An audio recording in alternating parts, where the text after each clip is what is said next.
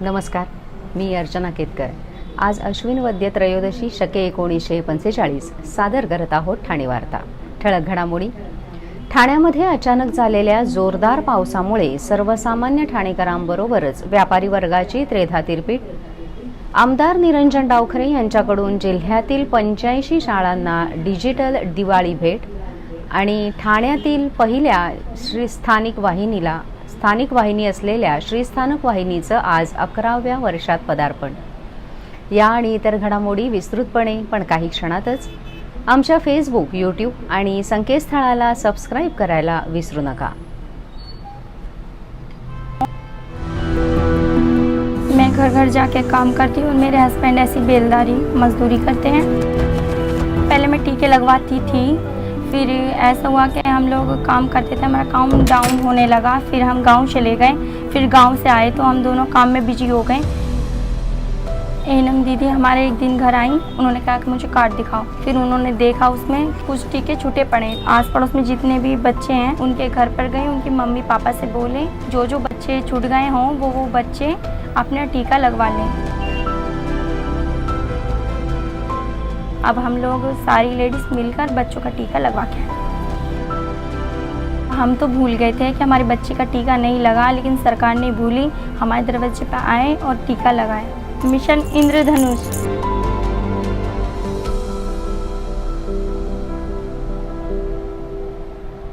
आज धनत्रयोदशी। प्रदोषकाली अश्विन कृष्ण त्रयोदशी असेल त्या दिवशी धनत्रयोदशी असते। धनत्रयोदशीला दीपदान करण्यास सांगितलं आहे, तसंच परोपकार करण्यासही सांगितलं आहे। त्यासंबंधीची एक पौराणिक कथाही आहे। गरीब गरजूंनाही दीपावलीचा उत्सव साजरा करता यावा हा त्यामागचा उद्देश आहे। व्यापारी लोक या दिवशी नवीन वर्षाचा हिशोब लिहिण्याच्या वह्या आणतात। महिला या घरातील सोन्याचे दागिने स्वच्छ करून त्यांची आणि धनाची पूजा करतात। त्या दिवशी धन्वंतरी यांचा जन्म झाला, त्यांची जयंतीही साजरी केली जाते। दक्षिण दिशा आपल्याकडे अशुभ मानली जाते, पण या दिवशी यमदीपदानाचा दिवस म्हणून आज पहिला दिवा दक्षिणेकडे तोंड करून लावला जातो। कणकेमध्ये किंचित हळद घालून पिवळ्या रंगाचा दिवा करून त्यात कोऱ्या वस्त्राची वात लावावी असं शास्त्र सांगतं। जो दीपोत्सव साजरा करेल आणि दीपदान करेल त्याला अपमृत्यू येत नाही असंही मानलं जातं। धनत्रयोदशीचा दिवस डॉक्टरांच्या दृष्टीनेही विशेष महत्त्वाचा आहे। या दिवशी देव आणि दानवांच्या समुद्रमंथनातून धन्वंतरींचा जन्म झाला अशी कथा आहे। धन्वंतरी म्हणजेच देवांचे वैद्य। त्याने आयुर्वेदाचे 13 ग्रंथ लिहिले। धन्वंतरींनी अनेक औषधांचा शोध लावला। धनत्रयोदशीच्या दिवशी तिजोरी, कपाट यांची पूजा करून धने आणि गुळाचा नैवेद्य दाखवला जातो। ठाण्यामध्ये काल रात्री अचानक आलेल्या जोरदार पावसामुळे सर्वसामान्य ठाणेकरांबरोबरच व्यापारी वर्गाची त्रेधा तिरपीट उडाली। ठाण्यामध्ये गेले 2 दिवस ढगाळ वातावरण होतं, त्यामुळे पावसाचा अंदाज होताच, पण काल रात्री 9च्या नंतर जोरदार पाऊस झाला। पहिल्या तासाभरातच 5 मिलीमीटर तर नंतरच्या तासाभरात जवळपास 28 मिलीमीटर पाऊस झाला। या जोरदार पावसामुळे काही भागात पाणी साचलं होतं। दिवाळी खरेदीसाठी बाहेर पडलेल्या ठाणेकरांची या पावसाने त्रेधा तिरपीट उडवली। दिवाळीच्या खरेदीसाठी मोठ्या प्रमाणावर ठाणेकर बाहेर पडले होते, त्यामुळे कोणालाच पावसाचा अंदाज नव्हता, पण पाऊस कोसळल्यामुळे सर्वांच्याच आनंदावर पाणी पडलं। खरेदीसाठी बाहेर पडलेल्या ठाणेकरांना खरेदी करता आली नाही, तर दिवाळीच्या खरेदीमध्ये मोठा व्यवसाय होईल या अंदाजाने व्यावसायिकांनीही मोठ्या प्रमाणावर माल बाजारात आणला होता, पण पावसाने त्यांच्याही आनंदावर विरजण पाडलं। या पावसामुळे व्यावसायिकांना जोरदार फटका बसला। त्यांचा माल मोठ्या प्रमाणावर भिजला आणि विक्रीही बुडाल्यामुळे व्यावसायिकांना दुहेरी फटका बसला। या पावसामुळे हवेत काहीसा गारवा निर्माण झाला असला तरीही आज मात्र हवेतील उष्णता वाढल्याचं जाणवत होतं। वारंवार होणाऱ्या हवामान बदलामुळे तब्येतीच्या तक्रारीमध्येही वाढ होते आहे। कल्याण डोंबिवली सोसाट्याच्या वाऱ्यासह रिमझिम पावसाची हजेरी लावली। कल्याण डोंबिवलीसह आसपासच्या परिसरात सोसाट्याचा वारा सुरू झाला। काही वेळातच रिमझिम पावसाने कल्याण डोंबिवलीत हजेरी लावली। या रिमझिम पावसामुळे दिवाळीच्या खरेदीनिमित्त घराबाहेर पडलेल्या नागरिकांचे मात्र चांगलेच तारांबळ उडाल्याचे दिसून आलं। सोसायट्याच्या वारामुळे डोंबिवलीत पश्चिम स्टेशन परिसरात झाड कोसळल्याची घटना घडली। सुदैवाने यात कोणतीही जीवित किंवा वित्तहानी झाली नाही। आमदार संजय केळकर यांच्या संजय फाउंडेशन मार्फत ठाण्यातील दादोजी कोंडदेव स्टेडियम येथील सफाई कामगारांच्या पेटीवर एक फराळ स्वच्छता दूतांबरोबर आपल्या सफाई कामगारांबरोबर हा उपक्रम घेण्यात आला। आमदार केळकर यांनी स्वतः सफाई कामगारांना फराळ देऊन त्यांना दीपावलीच्या शुभेच्छा दिल्या। त्यांच्याशी मनमोकळ्या गप्पाही मारल्या। सफाई कामगार हे स्वच्छता दूत असून शहरातील एक महत्त्वाचा घटक आहेत। शहर स्वच्छ करण्यात त्यांचा मोलाचा वाटा आहे। दरवर्षी मी या स्वच्छता दूतांबरोबर दिवाळीच्या पहिल्या दिवशी फराळाचा आनंद घेतो आणि दिवाळीच्या शुभेच्छाही देतो, असं आमदार केळकर यांनी बोलताना सांगितलं। तर स्वतः आमदार आमच्याकरता दरवर्षी दिवाळीच्या पहिल्या दिवशी फराळ घेऊन येतात, आमच्यासोबत फराळ करतात। याचा आनंद तर आहेच, पण समाधानही आहे। आणि नेहमीच आमदार केळकर यांनी आमच्या कामाकरिता अडचणी सोडवण्याकरता पुढाकार घेतला आहे। आमच्याकडे कोणाचं तरी लक्ष आहे हे आमच्यासाठी महत्त्वाचं आहे, अशी भावना एका सफाई कामगाराने बोलताना व्यक्त केली। ठाणे महापालिका क्षेत्रातील हवेची गुणवत्ता कायम राखली जावी यासाठी सर्व प्रभाग समिती स्तरावर महापालिका आयुक्त अभिजित बांगर यांनी भरारी पथकांची स्थापना केली आहे। या पथकांनी दुसऱ्या दिवशी केलेल्या कारवाईत 93 जणांना नोटिसा बजावण्यात आल्या आहेत, तर नियमांचं उल्लंघन केल्याप्रकरणी एकूण 2,40,600 रुपयांचा दंड वसूल करण्यात आला। यात डेब्रिज वाहतूक करणाऱ्या एकूण 33 वाहनांवर कारवाई करण्यात आली। प्रभाग समिती निहाय नेमण्यात आलेल्या भरारी पथकाने ठाणे शहरात बांधकाम सुरू असणाऱ्या 98 ठिकाणांची पाहणी केली। महापालिका क्षेत्रात विविध ठिकाणी बायोमास जाळणाऱ्या 10 जणांवर दंडात्मक कारवाई करण्यात आली। यांत्रिकी पद्धतीने शहरातील 120 किलोमीटरच्या रस्त्यांची साफसफाईही करण्यात आली। हवा प्रदूषणाबाबत ठाणे महापालिकांच्या शाळांमधील विद्यार्थ्यांमध्ये जनजागृतीही करण्यात आली। शाळांमध्ये फटाके न फोडता दिवाळी साजरी करणे तसेच पर्यावरणपूरक पद्धतीने सण उत्सव साजरा करणे आणि त्याप्रमाणे आपली जीवनशैली बनवणे याबाबत शपथ रॅली असे उपक्रम घेण्यात आले। ठाणे शहरात विद्यार्थ्यांमार्फत काढण्यात आलेल्या रॅलीत ठाणे शहरातील विविध शाळांचे विद्यार्थी मोठ्या संख्येने सहभागी झाले होते। आपण पाहत आहात श्री स्थानक वाहिनी, ठाणे जिल्ह्याचं मुख्य व्यासपीठ। ठाणे वार्ता पहा श्री स्थानक वाहिनीवर। आता सकाळी 9:15 पासून रात्री 9:15 पर्यंत ठाणे वार्ता, ठाण्यातील पहिलं दृकश्राव्य माध्यम। ठाणे वार्ता आणि श्री स्थानक वाहिनीचं लाईव्ह स्ट्रीमिंग ठाणेवार्ता.com वरील लाईव्ह स्ट्रीमवर क्लिक करा आणि अगदी मोबाईलवरही ठाणे वार्ता श्री स्थानक वाहिनीचा आनंद लुटा।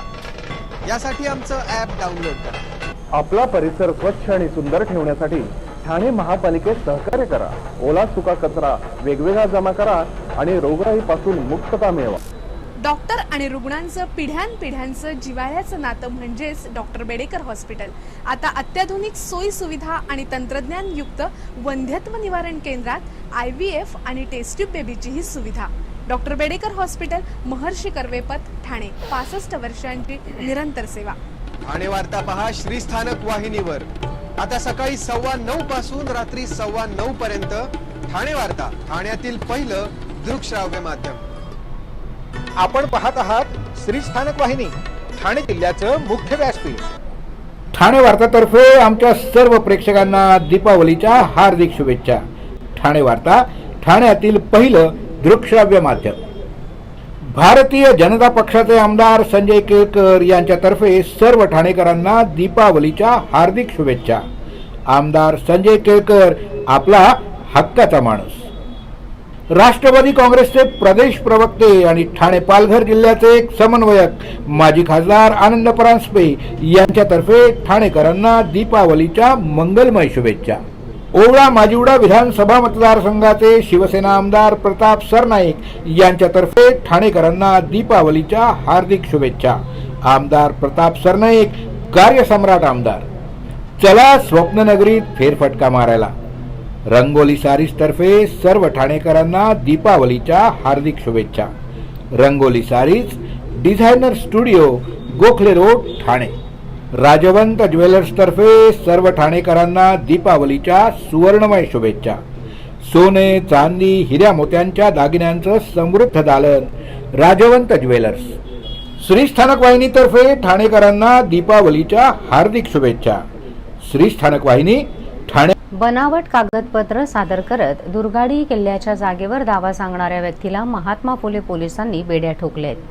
तहसील कार्यालयात बनावट कागदपत्र सादर करत कल्याणमधील शिवकालीन किल्ले दुर्गाडीच्या जागेवर दावा सांगणाऱ्या भामट्याला कल्याणच्या महात्मा फुले पोलिसांनी बेड्या ठोकल्यात.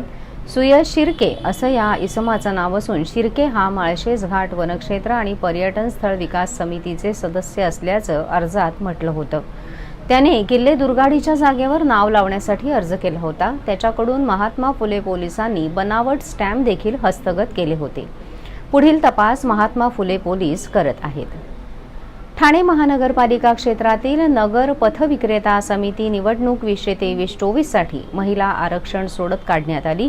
त्यात 5 आरक्षित जागांमधील अनुसूचित जाती आणि विकलांग व्यक्ती या 2 जागा महिलांसाठी आरक्षित झाल्या आहेत. खुल्या प्रवर्गातील 1 जागा नगर परिषद प्रशासन संचालनालयाने यापूर्वीच आरक्षित केलेली आहे. ठाणे महापालिकेच्या शाळांमधील 2 विद्यार्थ्यांच्या हस्ते ही सोडत काढण्यात आली. ठाणे शहरातील नोंदणीकृत पथविक्रेत्यांची संख्या 1366 असून त्यात 1042 पुरुष आणि 324 महिलांचा समावेश आहे. महाराष्ट्र पथविक्रेता नियम 216 मधील नियम 11(2) मध्ये नमूद केल्याप्रमाणे नगर पथविक्रेता समितीमधील पथविक्रेत्यांच्या 8 प्रतिनिधींची सदस्य म्हणून निवड करण्यासाठी नोंदणीकृत पथविक्रेत्यांमधून निवडणूक घेण्यात येणार आहे. एकूण 8 पथविक्रेता सदस्य निवडणुकीद्वारे निवडले जातील. त्यापैकी 1/3 म्हणजेच 3 जागा महिलांसाठी राखीव आहेत. नगर परिषद प्रशासन संचालनालयाने खुल्या प्रवर्गातील 3 जागांपैकी 1 जागा महिलेसाठी राखीव ठेवली आहे. तर अनुसूचित जाती, अनुसूचित जमाती, इतर मागासवर्ग, अल्पसंख्याक आणि विकलांग व्यक्ती यांसाठी 5 जागा आरक्षित आहेत. या 5 जागांपैकी चिठ्ठी सोडतीद्वारे महिलांसाठी राखीव ठेवायच्या 2 जागांसाठी आरक्षण काढण्यात आलं. त्यात अनुसूचित जाती आणि विकलांग व्यक्ती या 2 जागा महिलांसाठी आरक्षित झाल्या आहेत. केंद्र सरकारने केलेल्या पथविक्रेता नियम 216 मध्ये हे दाखवलं आहे. त्यातील तरतुदीनुसार शहरातील पथविक्रेत्यांचे सर्वेक्षण करून नोंदणीकृत पथविक्रेत्यांमधून पथविक्रेत्यांच्या प्रतिनिधींची निवडणूक घेणं अनिवार्य आहे. कोकण पदवीधर मतदारसंघामधील भाजपाचे आमदार निरंजन डावखरे यांच्याकडून जिल्ह्यातील 85 शाळांना डिजिटल दिवाळी भेट मिळाली आहे. आमदार निधीतून जिल्ह्यातील शाळांना डिजिटल शैक्षणिक साहित्य उपलब्ध करण्यात आल्यामुळे विद्यार्थ्यांना पारंपरिक पद्धतीबरोबरच नव्या तंत्रज्ञानाचं शिक्षणही मिळणार आहे. आमदार निरंजन डावखरे यांच्या आमदार निधीतून जिल्ह्यातील 85 शाळांना डिजिटल साहित्याचं वाटप करण्यात आलं. भाजपाच्या ठाणे, कल्याण आणि भिवंडी येथील कार्यालयात झालेल्या कार्यक्रमात जिल्ह्यातील शाळांचे पदाधिकारी आणि मुख्याध्यापकांकडे साहित्य प्रदान करण्यात आलं. या साहित्यामुळे विद्यार्थ्यांना डिजिटल पद्धतीने शिक्षण घेता येईल. तसेच इंटरनेटच्या मदतीने जगभरातील ज्ञानही मिळू शकेल. ठाण्यात झालेल्या कार्यक्रमाला आमदार निरंजन डावखरे यांच्याबरोबरच आमदार संजय केळकर आदींचीही उपस्थिती होती. ठाण्यातील पहिली स्थानिक वाहिनी असलेल्या श्रीस्थानक वाहिनीने आज 11व्या वर्षात पदार्पण केलंय. ठाणे वार्ताने ठाण्यातील सांस्कृतिक सामाजिक कार्यक्रमांचं प्रसारण व्हावं, स्थानिक कलाकारांना संधी मिळावी या उद्देशाने श्रीस्थानक वाहिनी ही 1 नोव्हेंबर 2013ला धनत्रयोदशीच्या मुहूर्तावर सुरू केली. आज या वाहिनीला 10 वर्ष पूर्ण झाली आहेत. सुमारे 1000 वर्षापूर्वी शिलाहार राजांची राजधानी असलेल्या पूर्वीच्या श्रीस्थानकाचा अपभ्रंश होत सध्याचं ठाणे हे नाव आल्याचं इतिहासकारांकडून सांगितलं जातं. ठाण्याचं हे ऐतिहासिक नाव घेऊन श्रीस्थानक वाहिनी सुरू करण्यात आली. सध्या इन केबलच्या 985 क्रमांकावर श्रीस्थानक वाहिनीचं दिवसभर प्रक्षेपण सुरू असतं. विशेष म्हणजे कोणत्याही प्रकारचा हिंदी चित्रपट न दाखवता स्थानिक कार्यक्रमांचं प्रक्षेपण गेली 10 वर्ष केलं जात आहे. अशा प्रकारे प्रक्षेपण करणारी ही एकमेव वाहिनी आहे. श्रीस्थानक वाहिनीचं लाईव्ह स्ट्रीमिंगही होत असून ठाणेवार्ता.in या संकेतस्थळावर श्रीस्थानकवर क्लिक केल्यास आपण या लाईव्ह स्ट्रीमिंगचा आनंद आपल्या संगणकावर अथवा मोबाईलवरही लुटू शकता. त्याचप्रमाणे श्रीस्थानक.in या संकेतस्थळावर श्रीस्थानक चॅनलच्या थेट प्रक्षेपणाचा आनंद लुटू शकता. स्थानिक पातळीवर गेली 8 वर्षे लाईव्ह स्ट्रीमिंग करणारी श्रीस्थानक वाहिनी ही राज्यातील एकमेव वाहिनी आहे. आता श्रीस्थानक वाहिनीने कुठल्याही भागात होणारा एखादा कार्यक्रम थेट श्रीस्थानक वाहिनीवर प्रक्षेपण करण्याची क्षमता प्राप्त केली आहे. त्यामुळे आगामी काळात अनेक कार्यक्रम ठाणेकरांना थेट पाहता येणार आहेत. सर्व नागरिकांना आवाहन करण्यात येत आहे की सध्या डासांमार्फत पसरणाऱ्या डेंग्यू या आजाराचा प्रसार रोखण्यासाठी प्रत्येकाने पुढील प्रमाणे कार्यवाही करावी. डेंग्यू आजार एडिस इजिप्ती हा डास चावल्याने होतो. या डासांची पैदास साचलेल्या किंवा साचवलेल्या स्वच्छ पाण्यामध्ये होते. 8 दिवसांपेक्षा जास्त दिवस पाणी उघडे व साचून राहिल्यास त्यात डास अंडी घालतात. अंड्यांच्या अळ्या तयार होऊन पुढे डास तयार होतात. यासाठी आपल्या घरातील पाणी साठे उदाहरणार्थ बॅरल्स, पिंपे, टाक्या, हौद, रांजणे इत्यादी दर आठवड्याला रिकामे करून घासून पुसून कोरडे करून पुन्हा भरावे. 1 दिवस कोरडा दिवस म्हणून पाळावा. पाणी साठ्यांना घट्ट झाकणे बसवावीत किंवा जुनी साडी, चादर, धोतर यांनी बांधून झाकून ठेवावीत, म्हणजे डास त्यात जाऊन अंडी घालणार नाहीत. घराच्या गच्चीवर, आजूबाजूला, अंगणात कोठेही पाणी साचू देऊ नये. भंगार सामान उघड्यावर टाकू नये. उदाहरणार्थ टायर्स, प्लास्टिक सामान, कुंड्या, टाकाऊ वस्तू इत्यादी. अशा सामानात पावसाचे पाणी साठून त्यात डेंग्यूच्या डासांची पैदास होते. घरातील कूलर्स, फ्रीजच्या पाठीमागील ट्रे हे देखील वेळोवेळी कोरडे करावेत. लक्षात ठेवा, नुसत्या फवारणीने डास घनता कमी होत नाही, तर त्यासाठी डास पैदास ठिकाणे नष्ट करणे ही आपल्या सर्वांची जबाबदारी आहे. कोणताही ताप अंगावर न काढता जवळच्या शासकीय रुग्णालयात मोफत औषधोपचार घ्या. अशा प्रकारे नागरिकांनी सहकार्य केल्यास डेंग्यूचा प्रसार रोखणे सहज शक्य आहे. आपण आपले कार्यक्रम अथवा बातम्या आम्हाला ठाणेवार्ता@gmail.com या आमच्या ईमेलवर कळवू शकता. ठळक घडामोडी शेवटी पुन्हा एकदा. ठाण्यामध्ये अचानक आलेल्या जोरदार पावसामुळे सर्वसामान्य ठाणेकरांबरोबरच व्यापारी वर्गाची त्रेधा तिरपीट. आमदार निरंजन डावखरे यांच्याकडून जिल्ह्यातील 85 शाळांना डिजिटल दिवाळी भेट आणि ठाण्यातील पहिल्या स्थानिक वाहिनी असलेल्या श्रीस्थानक वाहिनीचे आज 11व्या वर्षात पदार्पण. या होत्या ठाणे वार्ता. आपली एखादी बातमी बघायची राहून गेली असेल तर आपण आमच्या ठाणेवार्ता.in या संकेतस्थळाला किंवा फेसबुक पेज तसंच यूट्यूब चॅनलला अवश्य भेट द्या. तर मग पुन्हा भेटू पुढील बातमीपत्रात फक्त श्रीस्थानक वाहिनीवर. धन्यवाद.